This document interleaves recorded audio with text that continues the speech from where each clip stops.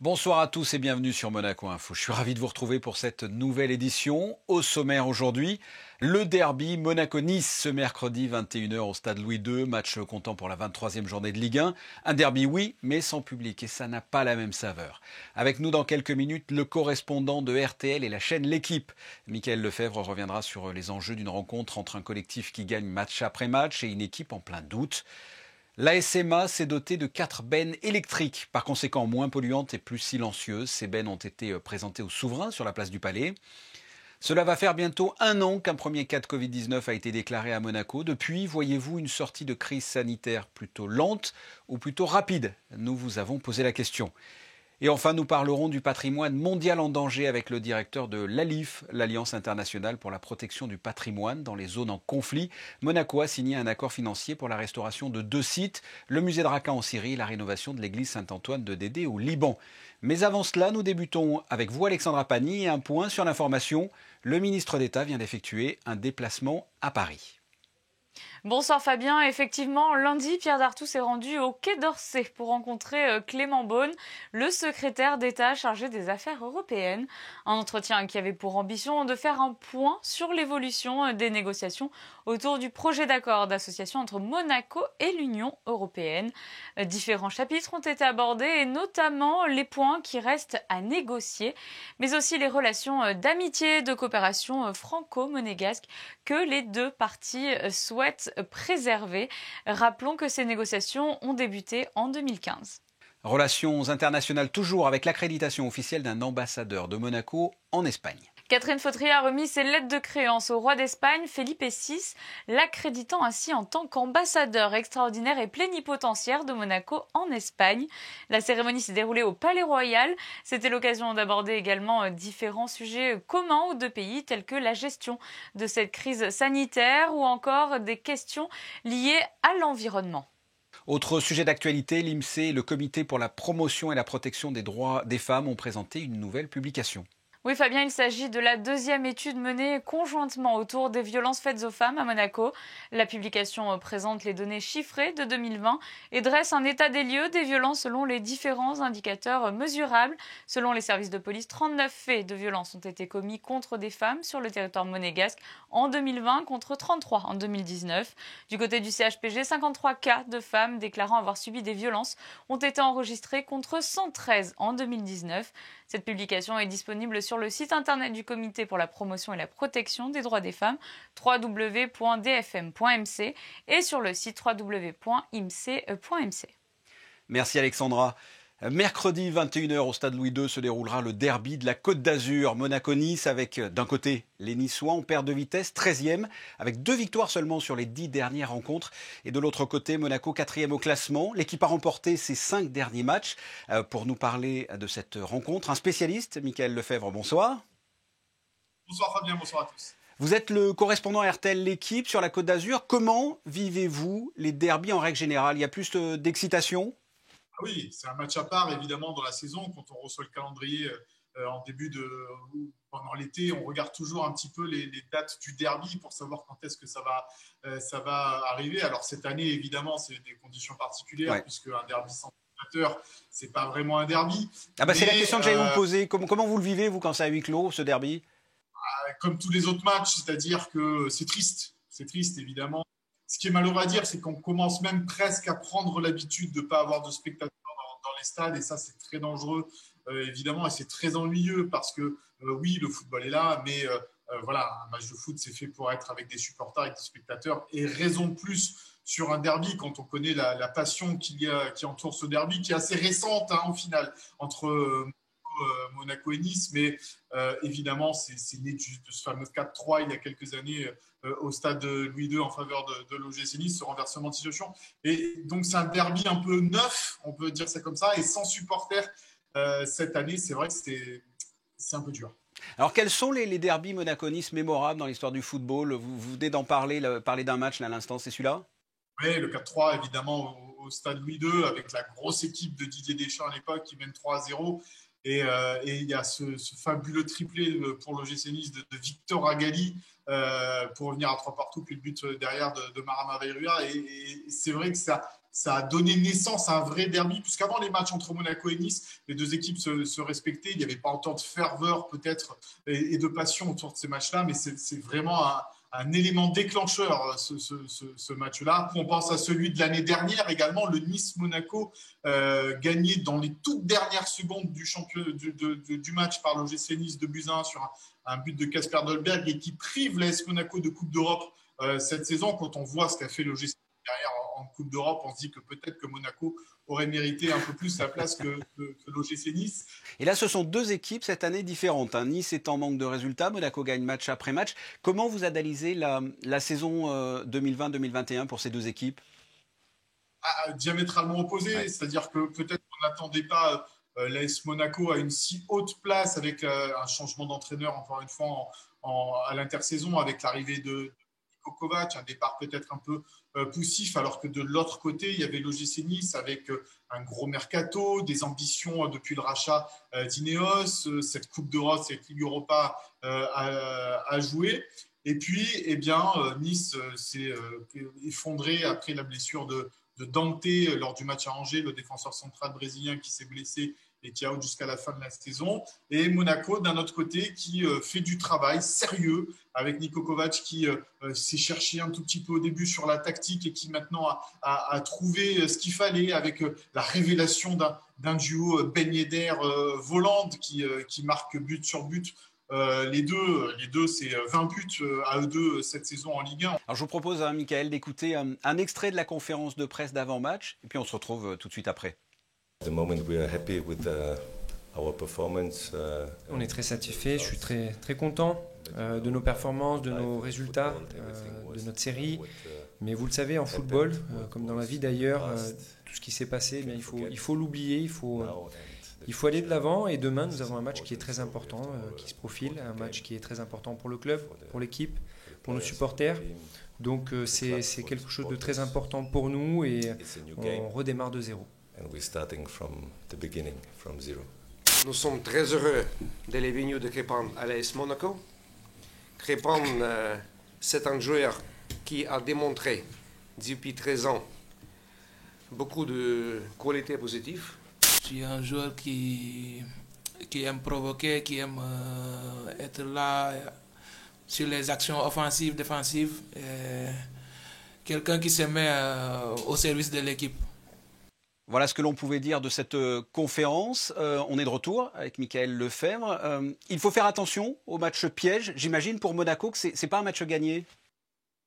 Non, bien sûr que non. Aucun match n'est un match gagné. Mais c'est vrai que quand il y a une série de 5 victoires consécutives, il y a peut-être à un moment donné, avec un match maintenant qui arrive tous les 3 jours, un petit relâchement, se dire qu'on a juste à rentrer sur le terrain pour remporter ce match. Donc attention à un relâchement. Et puis en face, il y a quand même une bête blessée, une bête qui est en souffrance. C'est cette équipe de l'OGC Nice qui a besoin de points, qui ne gagne pas à domicile, pas de victoire depuis le mois d'octobre à domicile du côté de l'OGC Nice. Donc il faut aller chercher des points à l'extérieur, même si la dynamique n'est pas bonne. Il va falloir à un moment donné que cette équipe de l'OGC Nice se réveille un petit peu et aille chercher, aille grappiller des points. Et quoi de mieux que de le faire dans un derby pour contenter déjà les joueurs et les dirigeants, mais aussi évidemment pour les spectateurs, les supporters. Je ne vais pas vous demander de vous transformer en devin, mais vous le voyez comment ce match mercredi ? Je le vois assez ouvert. Le danger peut venir de partout. Du côté de l'AS Monaco, parce qu'on cite Maripane, on a cité Ben Yedder et Voland, mais on peut citer également Sofiane Diop, Golovin qui peut entrer en jeu, la nouvelle recrue Crépin Diatta. Et de l'autre côté, une équipe de l'OGC Nice qui a plus de difficultés, mais qui a quand même quelques talents dans son équipe. Donc, moi, je pense que ça va faire un match très ouvert avec les deux équipes qui ont envie d'emporter les 3 points. Ça, c'est de l'analyse. Michael Lefebvre, merci. Merci à vous. En attendant ce Monaco-Nice, mercredi soir, direction la place du Palais Princier, où 2 nouvelles bennes de la SMA 100% électriques ont été présentées. Reportage de Sandrine Nègre. 2 bennes de 26 tonnes totalement électriques ont été dévoilées. Elles répondent ainsi à l'engagement pris par la société monégasque d'assainissement, contribuer à la réduction des émissions de CO2. Dès cette semaine, 4 des 6 tournées de nuit se feront avec ces bennes électriques et 2 des 3 tournées du matin. Et d'ici la fin du mois d'avril, elles seront complétées de 4 autres mini-bennes, ce qui fait qu'à la fin du premier trimestre, toute la collecte d'ordures ménagères de Monaco et toute la collecte de verre se fera avec des équipements 100% électriques. Et si le souverain a pu en savoir plus sur ces 2 bennes de 26 tonnes et monté d'ailleurs à bord de l'une d'entre elles, 2 plus petites étaient aussi présentes sur la place du Palais afin d'arpenter les quartiers un peu plus étroits de Monaco. Au-delà de l'aspect non polluant de ces bennes, les monégasques et résidents vont aussi pouvoir apprécier un autre aspect non négligeable de cette nouvelle gamme de véhicules de la SMA. Ils vont avoir du mal à les entendre parce qu'elles sont très silencieuses, donc il faut qu'ils soient attentifs. mais je pense que ça rentre aussi dans tout ce que nous essayons de faire pour améliorer la qualité de vie, c'est évident. Améliorer le cadre de vie, ne plus polluer la planète, les atouts de ces bennes sont évidents, des atouts qui sont aussi étroitement liés aux nouvelles technologies.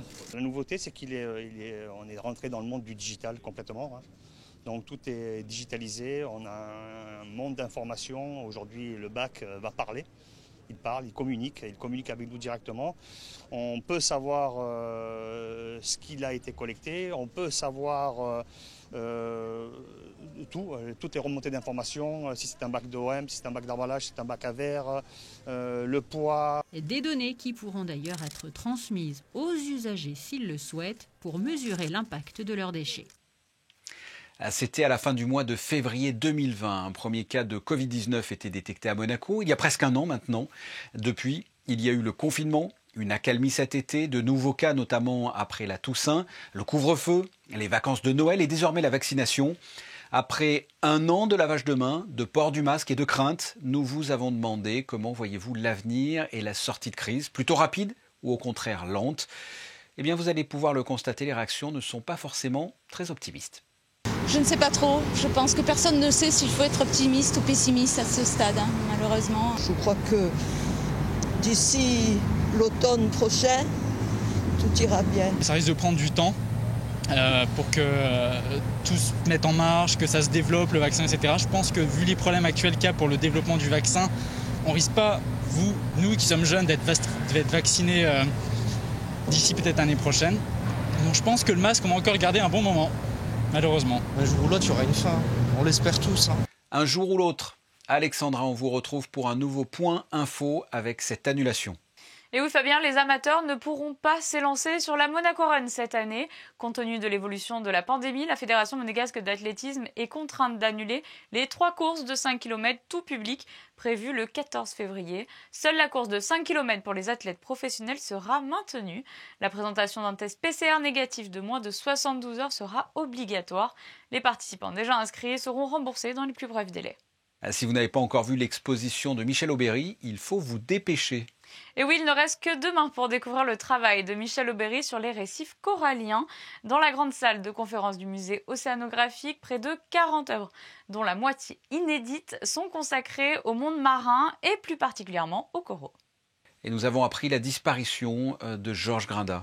L'on peut dire que Georges Grinda a consacré sa vie à la principauté, son pays qu'il a servi à de nombreuses reprises, notamment en tant que chef de cabinet du prince Régnier III et ministre plénipotentiaire chargé des questions européennes. Il s'est éteint dimanche à l'âge de 86 ans au centre hospitalier Princesse Grace.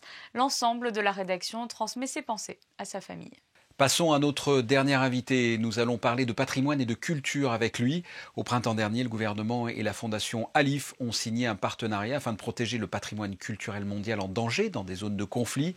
L'accord repose sur une aide financière de $40 000 répartie sur 2 ans. Valérie Freland, bonsoir. Bonsoir. Vous êtes le directeur exécutif d'Alif. Quelles sont les missions de cette fondation ? Alors Alif, c'est l'Alliance internationale pour la protection du patrimoine dans les zones en conflit. Et c'est une fondation suisse basée à Genève qui a été créée à l'initiative de la France et des Émirats arabes unis en 2017, juste après la destruction massive du patrimoine culturel. On s'en souvient au Mali, en Irak, en Syrie. Et donc la mission première d'Alif, c'est de protéger le patrimoine dans les zones en conflit ou post-conflit. Et en avril dernier, il y a eu la signature d'un partenariat avec le gouvernement de Monaco. En quoi consiste-t-il ? Ce contrat, il vise à nous aider, à nous financer pour l'intervention, pour la protection de 2 sites D'abord, le musée de Raqqa, qui est derrière moi et dont le bâtiment vient d'être restauré. Et puis, ça, c'est ce qu'on a fait cette année. Et puis, un deuxième site qui est une église, Saint-Antoine de Dédé, au nord de Tripoli, au Liban, et qui aussi va être soutenu grâce en partie au soutien de la principauté de Monaco. Alors la réhabilitation du musée de Raqqa, donc en Syrie, vous l'avez dit, quelle est la situation? Ce musée a été dégradé par Daesh en 2013, c'est ça? Exactement. Ce musée a été dégradé par Daesh en 2013 et après la libération de la ville en 2017, eh bien, la société civile qui a commencé à se reconstituer s'est intéressée à la réhabilitation de ce musée. Et justement, le musée, il était dans quel état? Il était vraiment détruit, complètement détruit, partiellement? Comment il était? Alors, il était partiellement détruit, très dégradé, la collection étant éparpillée. Et donc, l'idée là, c'était d'abord de restaurer le bâtiment en lui-même. D'accord ? Ils ont restauré le bâtiment et le jardin. Et puis, nous allons soutenir un autre projet, nous avons déjà décidé de le faire, qui est celui de la reconstitution de la collection et de la restauration au moins d'une partie de cette collection. Et quel est ce musée? Pourquoi avoir voulu le rénover? Qu'est-ce qu'il a de particulier? Parce que ce musée de Raqqa, il est intéressant pour plusieurs raisons. D'abord parce qu'il est un des symboles de la liberté retrouvée, aussi la lutte contre l'extrémisme terroriste, et puis de pouvoir le redonner à la population locale de Raqqa qui a beaucoup souffert ces 10 dernières années et pour lequel c'est aussi une source d'espoir.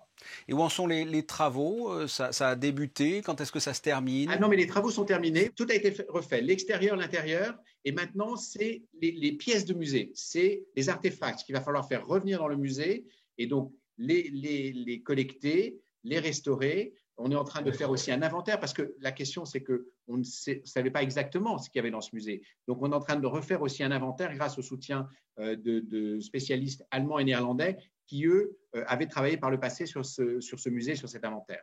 Alors, vous l'avez évoqué, il y a également la rénovation de l'église Saint-Antoine de Dédé, donc au Liban. Même question, qu'est-ce qui est prévu? Le bâtiment est restauré, ça a été fait par un opérateur qui s'appelle l'Œuvre d'Orient. Et puis maintenant, au printemps, va commencer ce sur quoi nous allons travailler avec Monaco, c'est la restauration des fresques du XIIIe siècle que j'ai vues, qui sont effectivement dans un état très, très abîmé, mais qui sont très émouvantes parce que ce sont des fresques quand même qui nous viennent du XIIIe siècle. D'un point de vue plus général, quels sont les sites, les pays où vous intervenez? On intervient maintenant dans 22 pays et nous soutenons plus d'une centaine de projets. Et les projets phares, ce sont des projets naturellement dans les pays qui ont été le plus atteints, comme l'Irak. Nous soutenons une trentaine de projets en Irak, que ce soit le musée de Mossoul, que ce soit la réhabilitation de lieux de culte à Mossoul. Et par exemple, dernièrement, nous venons de décider de soutenir la stabilisation de l'arche de Ctésiphon, qui est une arche du VIe siècle, qui est la plus grande arche construite en briques avant l'ère moderne. On intervient au Mali, on intervient au Yémen, on intervient en Syrie, je l'ai dit. En Afghanistan, nous sommes aussi très présents. Voilà, ce sont autant de sites à la fois importants pour les communautés locales, mais aussi pour l'humanité tout entière. Alif a pour vocation d'agir en faveur du patrimoine culturel dans les zones en conflit. Quelles sont les complexités d'effectuer comme ça des rénovations dans des zones dites dangereuses? Vous avez raison, c'est extrêmement difficile. D'abord parce qu'on est toujours dans une période d'instabilité, que l'on soit avant, pendant ou après un conflit, il y a toujours une instabilité et donc il faut s'assurer de la sécurité des personnes qui travaillent, c'est très important. La deuxième chose, c'est que souvent il faut déminer. Quand on intervient après un conflit, eh bien, tous ces sites ont été déminés. À Mossoul, une grande partie de la vieille ville a été déminée, donc il faut déminer. On ne peut intervenir qu'après. Et puis, c'est difficile d'intervenir pour la protection du patrimoine dans des villes qui souvent ont été meurtries au point que la société civile, que ces ONG qui sont susceptibles de pouvoir nous aider d'intervenir sur le terrain, eh bien, elles ont été elles-mêmes décimées. Puis enfin, aujourd'hui, la troisième difficulté, c'est qu'on intervient dans une période de pandémie. Et puis Alif a essayé aussi de veiller à la protection de ce patrimoine en période de crise à travers un soutien que nous avons donné à une centaine de petits opérateurs du patrimoine, des petits musées comme le musée de Bamako, des artisans en Palestine, au Yémen, et pour faire vivre cette communauté du patrimoine pendant la période de pandémie. Valérie Freland, merci d'avoir répondu à mes questions. Merci infiniment pour votre invitation. À bientôt. Faisons un point sur les prévisions météo de ce mercredi à présent. Un temps encore bien gris, Fabien, le ciel sera couvert sur l'ensemble de la journée, mais les températures seront plutôt agréables pour la saison avec 9 degrés le matin et 13 degrés dans l'après-midi. Et en ce 3 février, n'oubliez pas de fêter la Saint-Blaise. Merci Alexandra, on se quitte avec les photos du jour pour vous mettre l'eau à la bouche en ce mardi 2 février puisque nous fêtons la Chandeleur. Et donc ce sont des photos de crêpes prises par Michael Alési. On se retrouve mercredi à 19h pour une nouvelle édition. Mais vous avez également les réseaux sociaux tels que Facebook, Instagram et Twitter, sans oublier l'application Monaco Info pour avoir le journal et reportages en replay. Merci de votre fidélité. À demain. En attendant, portez-vous bien.